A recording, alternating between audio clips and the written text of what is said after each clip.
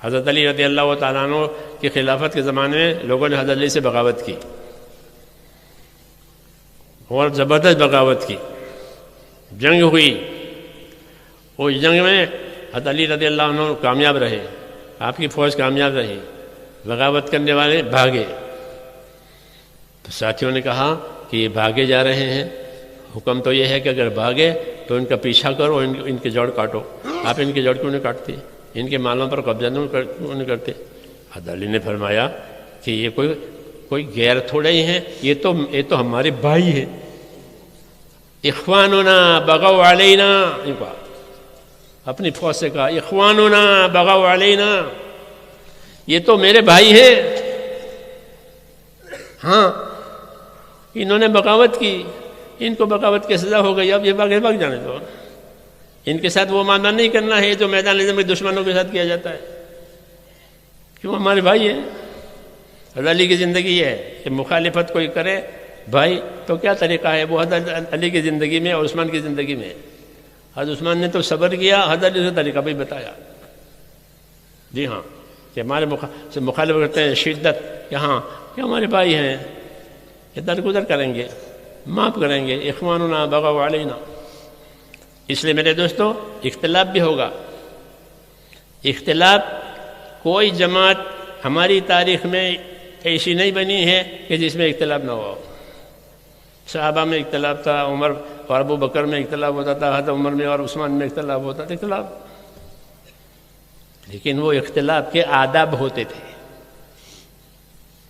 آداب، اختلاف اپنی جگہ پر ہے، ہاں میں ہاں نہیں ملانی ہے، اختلاف رائے کرنی ہے۔ روایتوں میں ہے حضرت عثمان رضی اللہ عنہ جب خلیفہ ہوئے تو خلیفہ حج کا بھی ذمہ دار ہوتا تھا، خلیفہ کی نگرانی حج ہوتا تھا۔ حضرت عثمان نے حج کرایا لوگوں کو، اور مینا میں جو نماز پڑھی تو 4 رکعت پڑھی، 4 رکعت والی نماز۔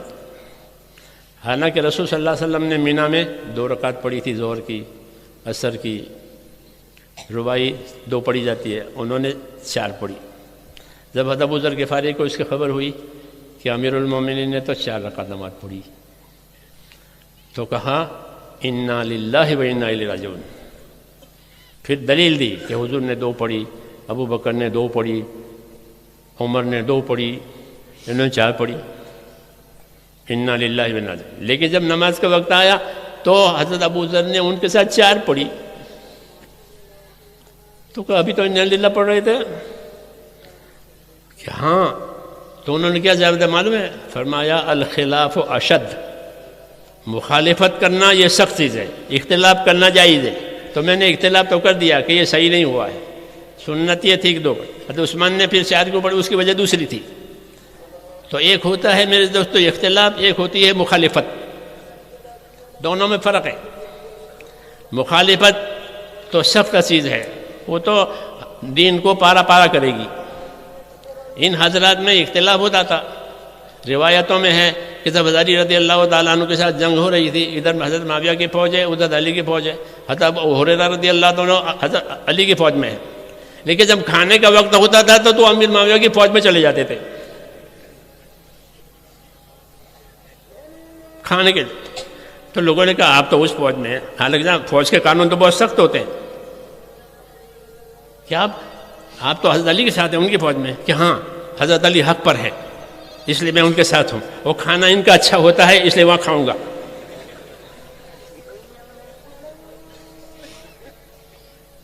حضرت معاویہ کے ساتھ شامی فوجیں تھیں، اور شام جو ہے ہرا بھرا ملک ہے، حجاز جو ہے یہ تو گرم ملک ہے، کھجور پیدا ہوتی ہے، اور وہاں ہر قسم کے پھل پیدا ہوتے ہیں شام میں، انگور اور کیا کیا۔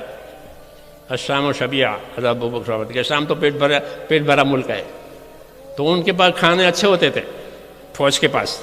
تو ابو ہریرہ رضی اللہ عنہ رہتے تھے تو حضرت علی کے فوج کے ساتھ، لیکن کھانے کا وقت آوے تو کہ وہاں کیوں کہ ہمارے بھائی ہیں، ان سے ہمارا اختلاف ہے مگر ہمارے بھائی ہیں، اس لیے کھانا اپنے بھائیوں کا جا کھائیں گے، اور چونکہ علی حق پر ہے تو اس ساتھ تو ان کا دیں گے۔ ایسی کوئی مثال ہے؟ یہ اخلاص والے ہیں، یہ اختلاف بھی ہے ہاں، اور یہ بھائی چارہ بھی ہے. اچھا وہ لوگ بھی نہیں کہتے تھے کہ تم تو ان کے آدمی ہو، یہاں نہیں کام کر سکتے؟ کہ نا کہ کیوں کہ ہم صحابی ہے، اللہ کے نبی کے صحابی ہے، ہمارے بھائی ہے، آؤ کھانا کھاؤ. یہ اختلاف اور مخالفت کا یہ فرق ہے. ہم نے یہ نہیں سیکھا، اس لیے اختلاف تو سائڈ پر ہو گیا اور مخالفت آ گئی، دشمنی آ گئی. اس کی کوئی جگہ دعوت میں نہیں ہوتی. ہاں یہ بات ضرور ہے کہ دعوت کے اصول ہوں گے تو دعوت ہدایت کا ذریعہ بنے گی، اور دعوت کے اصول بگاڑیں گے تو یہ دعوت عداوت کا ذریعہ بنے گی. پکی بات ہے، یہ دشمن بن جائیں گے. دعوت عداوت، جی ہاں. جیسے آگ ہے کہ آگ سے کھانا پکاؤ تو نعمت ہے، وہ کوئی غلط استعمال کرو تو پھر وہ آگ جان لے گی. دعوت میں طاقت ہے. اس لیے نبیوں نے دعوت دی ہے، صحابہ نے دعوت دی ہے، اور ان دعوت میں ان تینوں چیزوں کو انہیں جمع کیا ہے: صحیح یقین، صحیح عمل، صحیح اخلاق.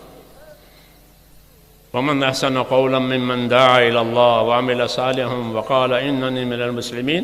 اس میں یہ تینوں چیزیں آ گئی ہے کہ اللہ کا یقین اور اللہ کے پسندیدہ عمل، واننی من المسلمین، میں بھی ایک مسلمان ہوں. تواضع ہے، اخلاق ہے. علماء نے لکھا ہے کہ اس آیت میں یہ تینوں چیزیں آ گئی ہے جو دعوت کے لیے ضروری ہے کہ ایمان بھی آوے، عمل بھی آوے، اخلاق بھی آوے. بھئی میرا بھائی ہے، میں اس کا بھائی ہوں، اس کا مجھ پر حق ہے. ہاں یہ صحابہ کی مثالیں ہیں. ہاں یہ اختلاف بھی کیا ہے، اور سخت اختلاف. بعد مرتبہ عمر اور عثمان رضی اللہ عنہ میں رائے میں، مجلس میں اتنا زبردست اختلاف ہوتا تھا اور اتنی بات میں گرما گرمی ہوتی تھی کہ لوگ ایسا سمجھتے تھے کہ اب آئندہ یہ بات بھی نہیں کریں گے ایک دوسرے سے. پھر کچھ نہیں، جیسے تھے ویسے کے ویسے. کیوں کہ دلوں میں بات نہیں ہے، دل صاف ہے. اختلاف کرنا ہے، اختلاف تو کرنا، ہاں میں ہاں ملانا صحیح نہیں ہے کہ ہاں سب ٹھیک ہے کہ نہیں، یہ صحیح نہیں ہے. جو چیز صحیح ہے اس کی رائے دی جائے گی، اس کی رائے لی جائے گی، اسی میں اختلاف ہوگا. اور یہ اختلاف رحمت ہوتا ہے، کیونکہ ایک آدمی ہو تو اس کو ایک ہی بات سمجھ میں آئے گی، اور 10 آدمی ہوں تو 10 رائیں آئے گی، 10 پہلو کھلیں گے، الگ الگ ہوگی رائے.